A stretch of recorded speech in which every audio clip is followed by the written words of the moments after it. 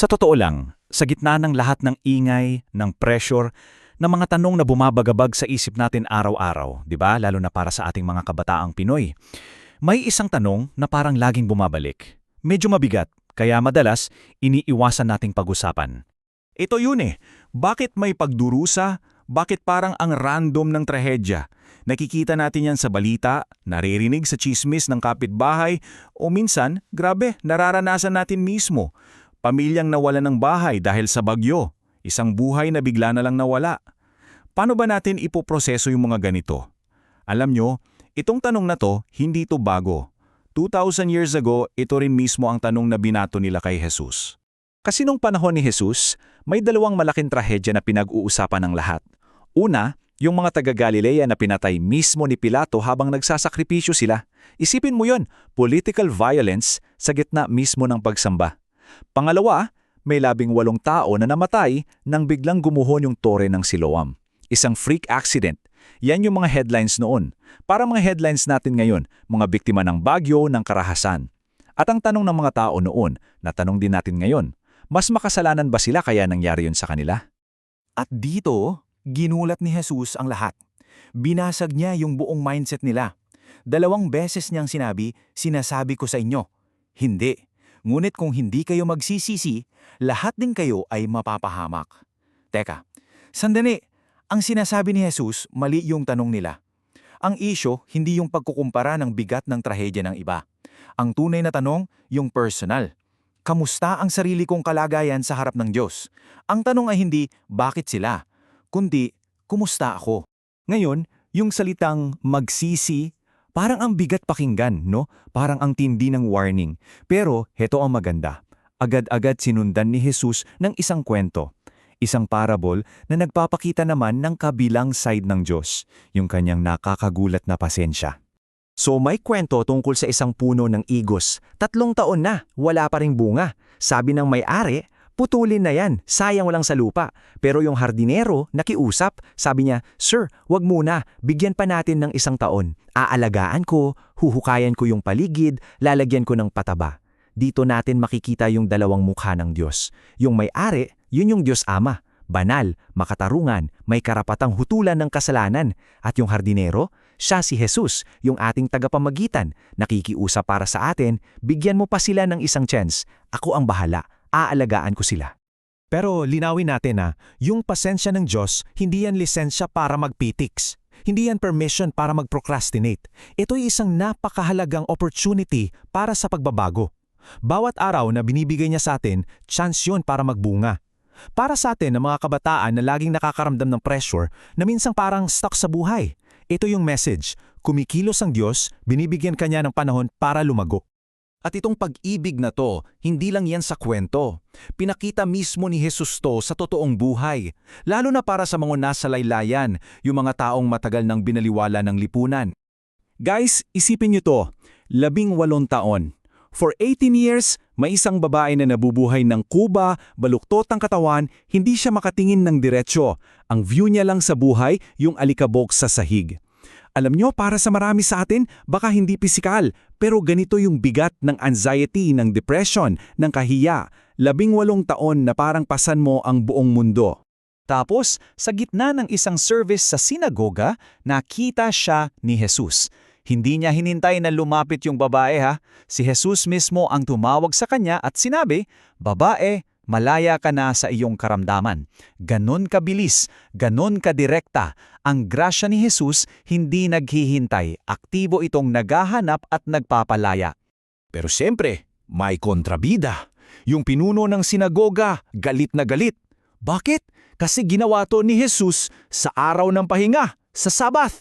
Para sa kanya, mas mahalaga yung rules kaysa sa tao. Pero para kay Jesus, mas mahalaga ang pagmamahal. Hindi lang niya nakita ang isang pasyente, ang nakita niya ay isang anak ni Abraham, isang taong may dignidad, may halaga, na kailangan ng palayain. At dito natin makikita yung matuwid na galit ni Jesus. Sabi niya, hindi ba dapat na itong babaeng ito na tinalian ni Satanas sa loob ng 18 mahahabang taon ay kalagan sa araw ng Sabat? So para kay Jesus, hindi lang to isang milagro. Ito ay isang deklarasyon ng kalayaan, Isa itong gawa ng katarungan laban sa kasamaan na bumihag sa babae ng napakatagal. Pagkatapos ng matinding eksenang yon, nag-shift si Jesus at nagbigay ng dalawang napakaikling kwento pero sobrang puno ng pag-asa.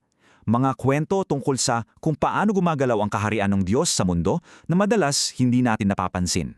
Yung una, tungkol sa buto ng mustasa. Alam niyo ba, isa to sa pinakamaliliit na buto. Sobrang liit, parang walang halaga, madaling ma-overlook. Sabi ni Jesus, ganyan ang kaharian ng Diyos. Madalas, nagsisimula yan sa maliliit na bagay na hindi pinapansin ng mundo.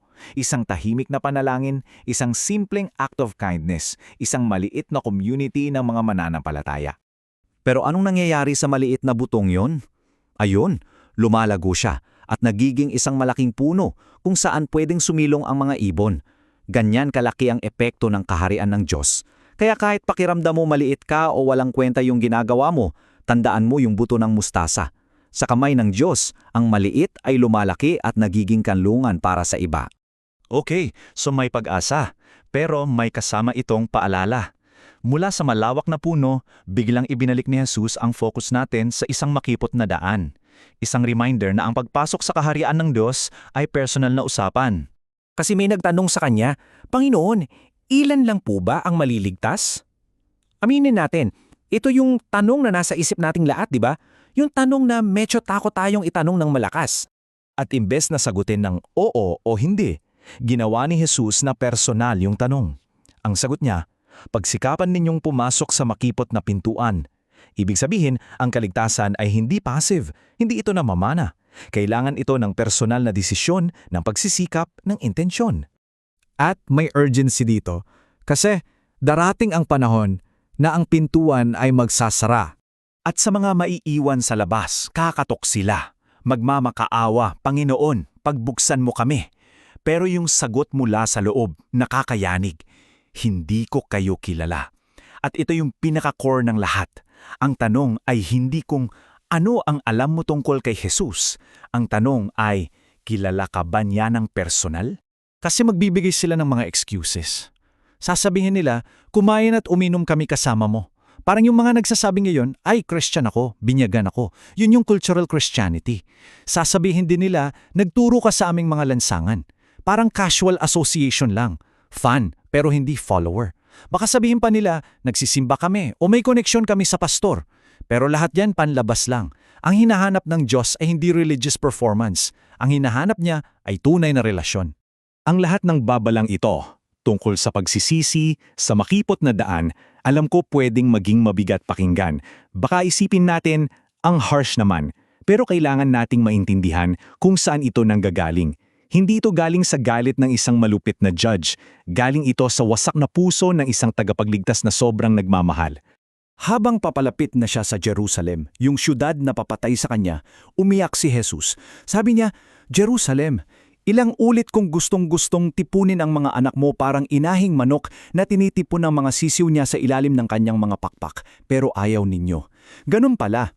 Yung lahat ng warnings niya dahil yon sa matindi niyang pagnanais na protektahan tayo, na ilagay tayo sa kanyang pangangalaga.